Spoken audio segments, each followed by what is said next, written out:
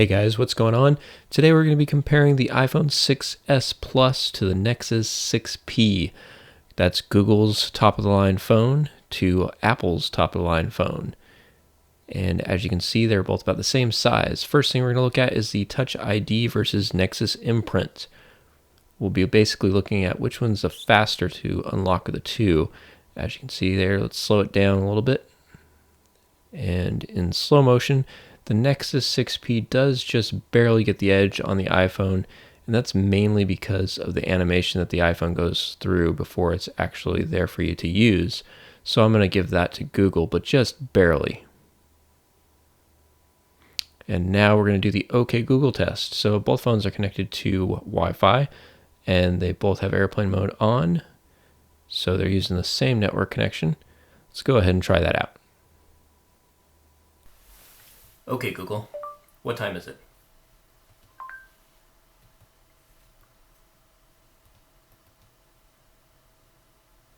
The time is 8:33 p.m. Okay, Google, what's the forecast?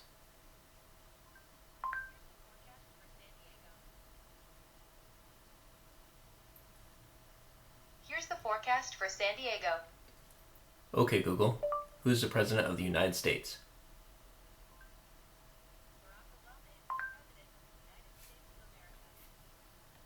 Barack Obama is the President of the United States of America. Okay, Google, take me to the Google Play Store. So it looks like the iPhone just can't keep up with the Nexus when you're using OK Google, which kind of makes sense since the Nexus is a Google product. I'd hope it would work well with OK Google. And now let's go on to cameras. So camera launching is really close between the two phones. I'm going to go ahead and say it's just about exactly the same. The iPhone might be slightly faster to bring up the camera target, but they're really close to the same. So, I mean, I could lean toward the iPhone, but yeah, they're just about the same. So we'll go ahead and say that that's closer to the iPhone for that one, but just barely. Now we're on to the actual quality of the images under low light situations. So here's our first image up for comparison. On the left we have the iPhone 6s Plus image, and on the right is the Nexus 6P. And the first thing you're going to notice is that these images, the Nexus actually has a much wider angle lens than the iPhone. So it's going to look a little bit different as far as that goes. But we're just looking at how the quality of the image is under such low light. The iPhone does a great job bouncing the white of the doors behind the flower, and the Nexus actually kind of just leaves a little bit of a green-yellow tint to the doors behind the flower. But otherwise, they both look pretty clear. iPhone's not quite as high in contrast as the Nexus image is, and both these images were taken with HDR on. So on to the next image. For these two, we have the iPhone again on the left-hand side and the Nexus on the right-hand side. The Nexus does a good job with the shadows. As you can see, there's still detail there and you can still identify some things. Whereas the iPhone, it's pretty much lost for shadows. Everything's blended together in the background. Although the image isn't quite as high in contrast as the Nexus is, some of the detail has been lost there. But again, contrast is generally not quite as high as the Nexus images, which kind of takes away from the sharpness as well. And here we are on our third image. Again, these were taken in the exact same place, but the lens on the Nexus will make things look a little bit different because it's so wide. The iPhone's on the right for this one, and the Nexus on the left. The iPhone definitely doesn't take the cake for this one. The Nexus looks a lot truer for color. It's more saturated, and the contrast is slightly higher, whereas the iPhone just kind of appears washed out, and the quality doesn't look as good and clear as on the Nexus. And here we are on to our fourth and final image. The Nexus is on the left for this one, and the iPhone is on the right-hand side.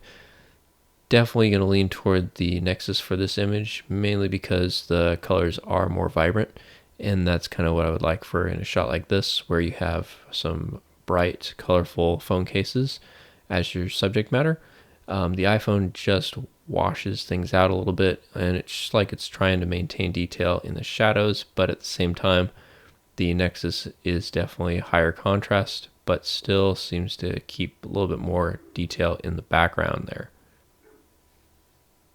Now we're going to take a look at some side-by-side comparisons of video shot by the Nexus and the iPhone 6s Plus. Left hand is the Nexus, right hand is the iPhone 6s Plus, and immediately looking at these two clips, the left hand one is a lot more saturated than the right hand one. However, for this shot and looking at this view, I do prefer the Nexus just because it looks a little more realistic, a little bit warmer. The iPhone has neutralized the kind of yellowish light, and that's not really a good thing because it almost looks too white now. So let's go ahead and play those clips. And also you may notice instantly that the iPhone is way more stable than the Nexus, and that's just the way it goes with stabilization being actual lens being stabilized versus in-camera stabilization or digital stabilization of the image. You just can't really compare the two for that. But image quality, the Nexus 6P is way brighter in this situation, and that is very obvious between these two. This is without any editing, no filters, nothing on these two images. They're straight out of the camera, and the Nexus does kind of adjust abruptly for the lights and darks, as you can see right here when we dip down.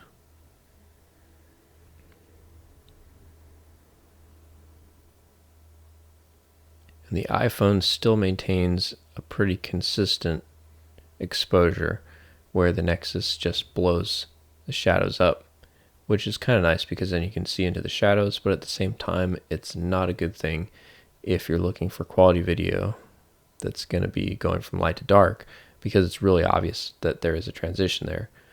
Overall image quality, I'd still go for the Nexus for video, just because at night you're going to want to make things light, and the Nexus can make things way lighter than the iPhone.